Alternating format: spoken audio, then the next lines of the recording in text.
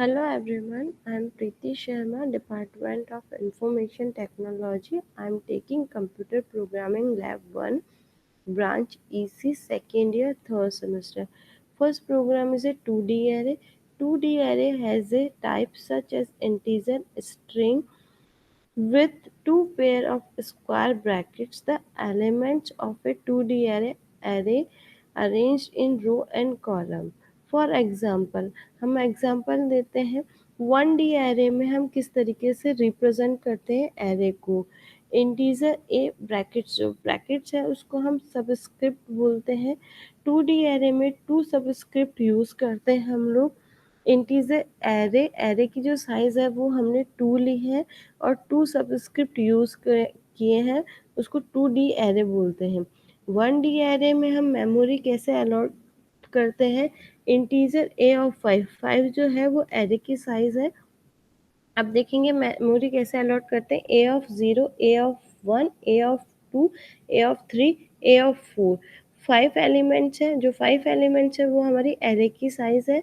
अब हम 2D array में किस तरीके से अलॉट करते हैं मेमोरी को.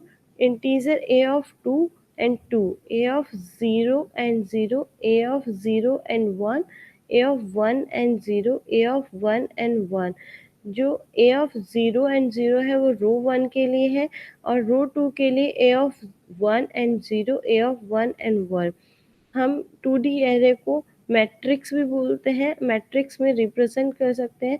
मैट्रिक्स की साइज जो है वो 2x2, मतलब 2x2 की मैट्रिक्स बनेगी. अब हम यहाँ देखेंगे मैट्रिक्स जो है वो A of 0 and 0, A of 0 and 1, A of 1 and 0, A of 1 and 1.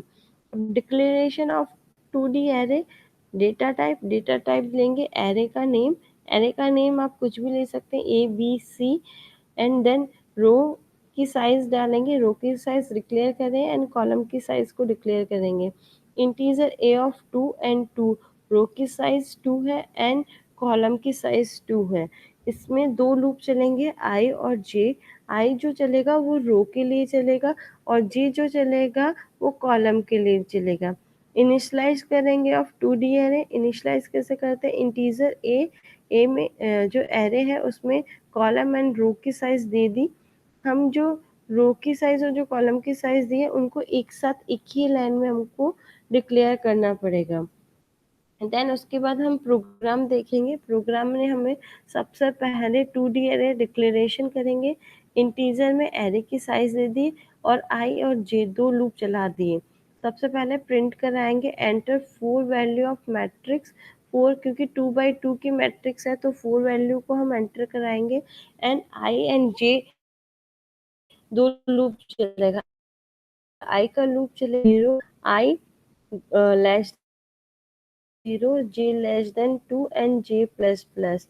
आई का जो 0 के लिए आई की वैल्यू 0 होगी तो जे का लूप 2 टाइम्स चलेगा क्योंकि आई की वैल्यू कांस्टेंट रहेगी और जे की वैल्यू इंक्रीज होगी. एंड जे की आई की वैल्यू 1 होगी तब भी जो जे का लूप है 2 टाइम्स चलेगा. देन उसके बाद में हम फंक्शन यूज करेंगे स्कैनफ. स्कैनफ कराएंगे percentage D and A of I and J. फिर हम एरे को प्रिंट कराएंगे. एरे को प्रिंट कराने के लिए भी हम दो लूप यूज करेंगे I and J. I equals to 0, I less than 2, I plus plus and J equals to 0, J less than 2 and J plus plus. Then उसके बाद प्रिंट करा देंगे. Print percentage D and slash T. जो slash T use कर रहे हैं वो space के लिए यूज कर रहे हैं. एंड देन प्रिंट एफ जो यूज कर रहे हैं स्लैश एन, वो स्लैश एन नेक्स्ट रो के लिए कर रहे हैं. अब हम इसका एग्जीक्यूशन पार्ट देखेंगे. मैंने ऑलरेडी प्रोग्राम सेव कर रखा है. ओके, अब प्रोग्राम देखते हैं. प्रोग्राम में है इंटीजर में एरे की साइज दे दी, एंटर को वैल्यू एंटर करा दी, दो लूप चला दिए आई और जे का.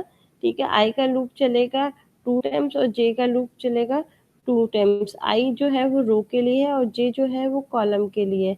फिर स्कैन अप करा दिया. फिर एरे को प्रिंट कराएंगे. एरे को प्रिंट कराने के लिए सेम दो लूप चलाए हैं हमने.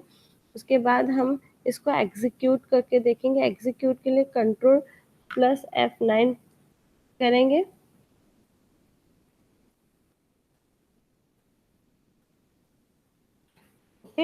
अब हम एंटर करेंगे 4 वैल्यू, एंटर कराई हमने 13,